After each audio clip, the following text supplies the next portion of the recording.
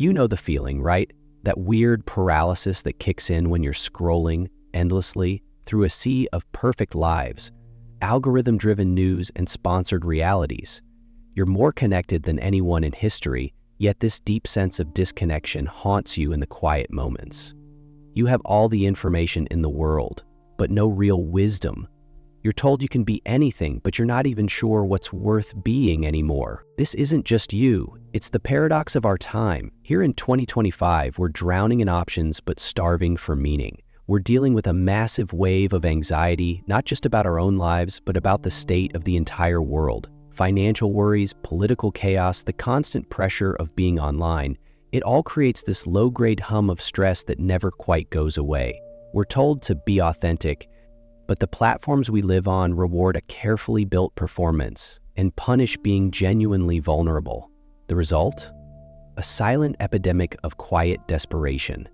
It feels like the old anchors: religion, community, a stable career, shared cultural stories, have rusted away, leaving us adrift in a chaotic, unpredictable ocean. What if I told you the best antidote to this modern sickness isn't a new app, a productivity hack, or some wellness trend? What if the answer was hammered out over a century ago by a man with a wild mustache and a pen that broke stone? A man who saw all of this coming. This is the story of how Friedrich Nietzsche, a 19th century philosopher, gives us the most essential toolkit for surviving the madness of 2025. This isn't about finding easy answers. It's about learning to ask the right, terrifying questions and finding the guts to create your own. To get why Nietzsche is so critical right now, you have to understand his most famous and most misunderstood line: God is dead. When Nietzsche wrote that, he wasn't celebrating atheism. He was making a cultural diagnosis. The God he was talking about was more than just the Christian one. It was the entire foundation of Western meaning, morality, and truth for the last 2,000 years. It was the ultimate external authority that told us our purpose, what was good and evil, and held our civilizations together. Nietzsche's point was that the Enlightenment, with its love of reason and science, had slowly chipped away at that foundation until it crumbled. We killed God with our own intelligence, but we hadn't really faced the consequences. He saw humanity staring into a terrifying abyss: nihilism. Nihilism is that creeping feeling that life has no meaning, purpose, or value. It's the sense that if there's no ultimate judge, no cosmic plan, no universal truth, then why do anything? Why be good? Why bother? This, Nietzsche warned, was the biggest threat we'd ever face. Now look around at 2025. Sound familiar? The decline of organized religion is just one piece of it. Trust in all the big institutions, governments, the media, even science is at an all-time low. The big stories that used to unite us have been shattered into a million little pieces, all fighting for our attention, pushed by algorithms that get rich off our anger. One influencer says hustle, another says rest, one political side says the other is pure evil, and they scream the same thing right back. This is Nietzsche's death of God playing out in real time. It's why you feel so adrift. The old maps are useless, the stars are gone, and we're left trying to find our way by the flickering, chaotic light of our screens. The world can feel meaningless because, in a very real way, the shared sources of meaning have collapsed. Nihilism isn't just a dusty philosophical idea anymore. It's what you feel every day. It's the burnout from chasing goals you don't care about, the anxiety of a future with no clear path, and the loneliness of a world where real connection is so hard to find. But for Nietzsche, this wasn't a death sentence. It was a challenge. He saw that the collapse of old values, while scary as hell, was also a massive opportunity. For the first time ever, humanity was free. Free from the chains of old dogma. Free to do the hardest and most incredible thing possible: create its own meaning. And this is where the solution begins. So, if the sickness is nihilism, the first tool Nietzsche gives us to fight back is the will to power. And hey, stop right there. This is maybe the most dangerously misunderstood idea in all of philosophy. For over a century, it's been twisted to mean a brutish desire to dominate other people. That's a disgusting caricature, often used to link Nietzsche to ideologies he would have hated. For Nietzsche, the will to power is the basic drive of all life.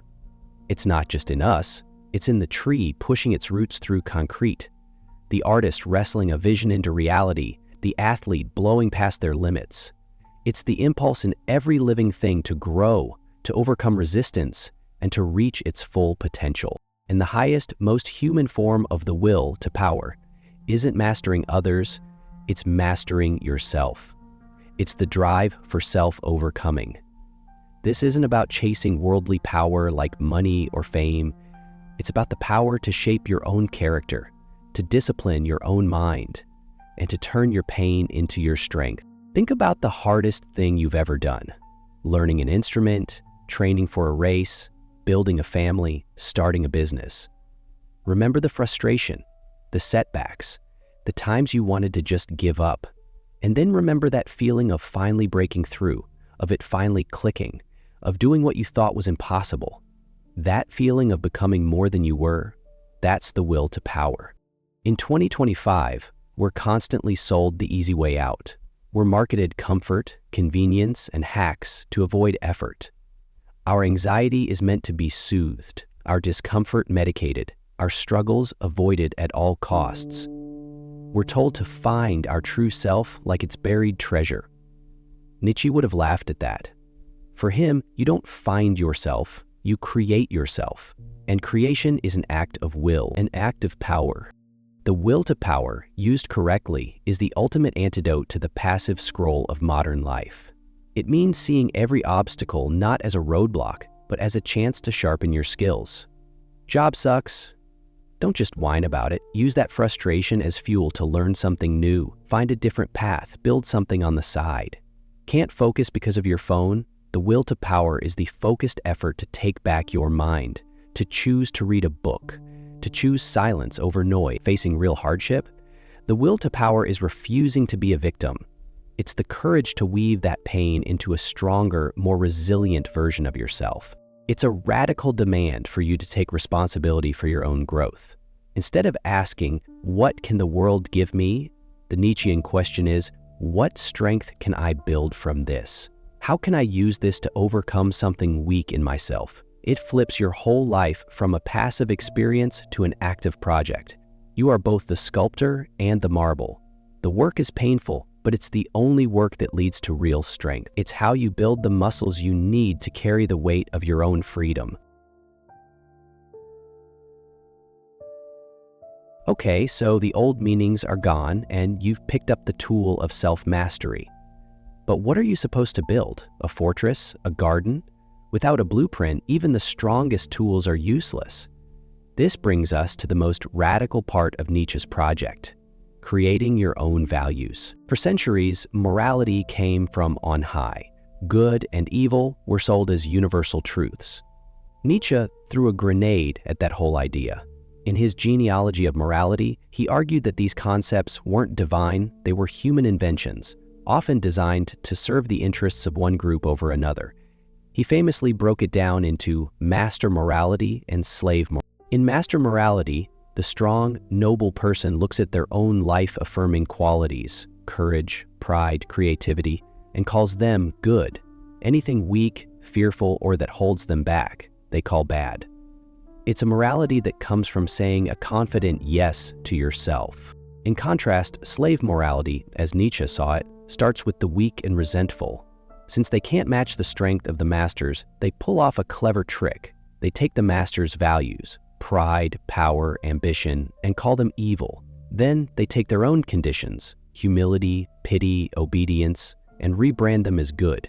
This, Nietzsche said, is herd morality, a system made to protect the weak by holding back the strong. It's born from a bitter no to the power of others. Nietzsche saw modern society as completely dominated by this herd morality. It praises comfort over challenge, safety over risk, fitting in over standing out. Think about it: the pressure in the office, the dynamics of social media, the constant push to conform.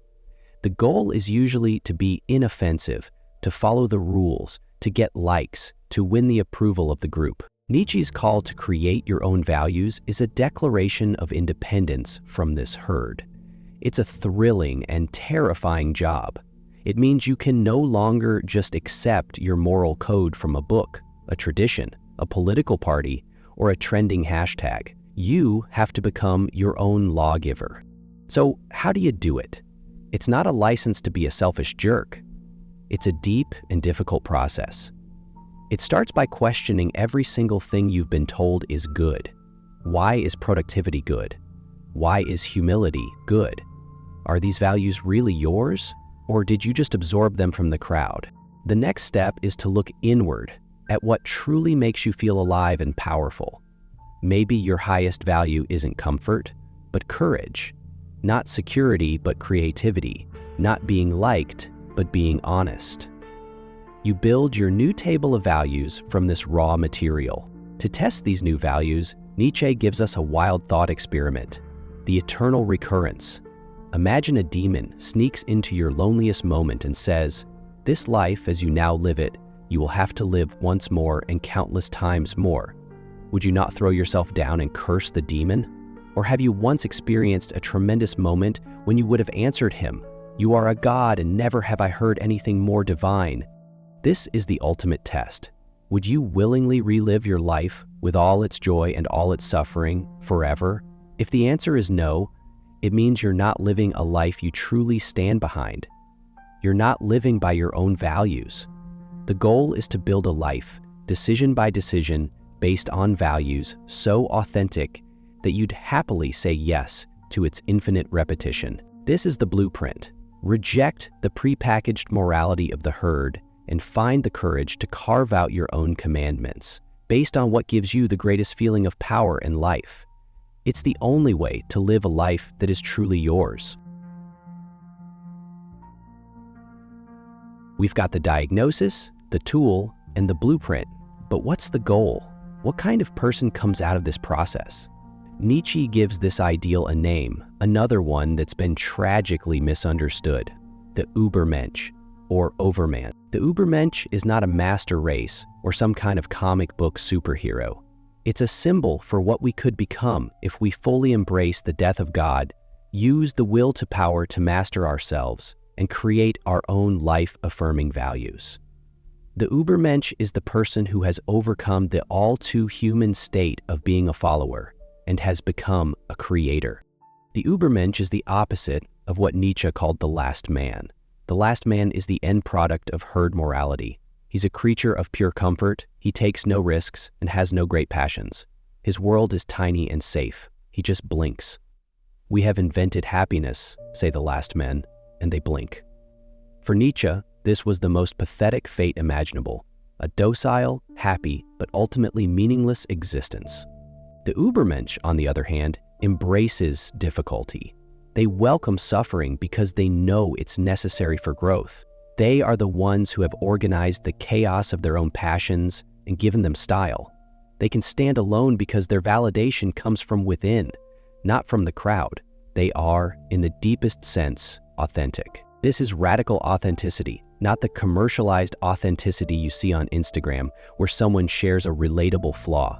True Nietzschean authenticity is when your deepest values line up perfectly with your actions, no matter the social cost.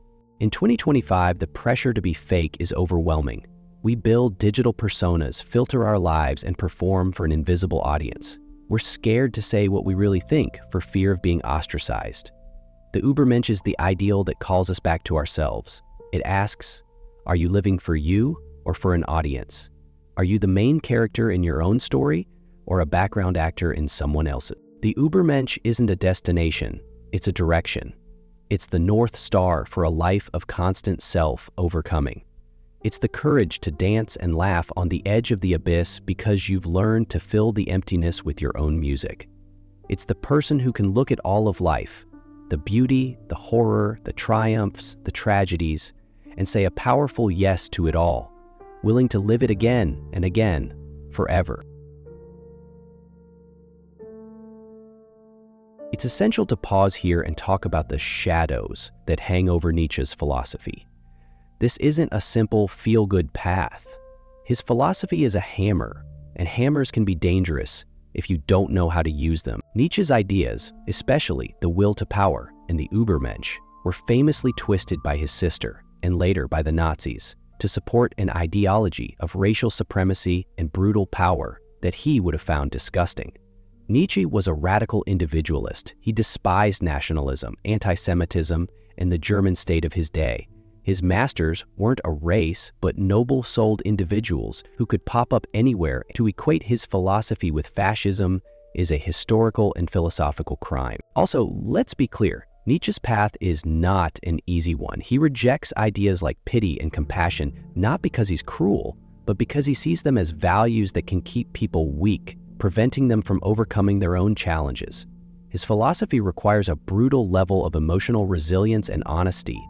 It asks you to look your own mediocrity, your own envy, and your own weakness right in the eye without flinching. There's a real danger of taking his call to create your own values as a license for pure selfishness or even sociopathy. But that misses the entire point. Creating values is a massive responsibility. The person who truly does this holds themselves to a much higher, more demanding standard than any herd morality ever could. They are hard on themselves first and foremost. So this isn't a solution for everybody. It's for those who find the comfort of the crowd to be suffocating. It's for those willing to walk a tightrope over an abyss, knowing the only safety net is the one they weave themselves. It's a philosophy for the brave, for the creators, for anyone who feels there has to be more to life than just being comfortable until you die. We started with that feeling of paralysis, staring into the chaos of 2025. We live in a world where the old gods are dead, and the void has been filled with noise, anxiety, and the pressure of the crowd. Nietzsche doesn't give us a comforting lie to fill that void. He offers something better, a challenge and a set of tools. He diagnoses the sickness of nihilism. He gives us the will to power, not as a weapon against others, but as the engine for our own growth. He gives us the wild blueprint to become our own lawgivers, to create values that affirm our strongest, most alive selves. And he gives us a guiding star, the Übermensch, the ideal of a person who has the courage to live authentically and shout yes to all of life. This philosophy is so vital in 2025 because it doesn't give you an answer. It gives you a method. It doesn't tell you what to value. It commands you to do the hard work of valuing for yourself. In an age where everything is constantly changing, the ability to forge your own meaning is the ultimate survival skill. The journey isn't easy. It takes courage, the courage to stand alone, the courage to question everything, the courage to be disliked for who you really are. But what's the alternative? To stay in the herd, a last man, blinking in the twilight, seeking only comfort and finding only emptiness. The choice, as always, is yours. Will you keep drifting on the cultural currents, pulled along by algorithms? Or will you pick up the hammer and start the difficult, glorious work of sculpting your own soul? Nietzsche left us with a powerful image. No one can build you the bridge on which you, and only you, must cross the river of life. The river is raging, the abyss is deep, the work is hard. It's time to start building.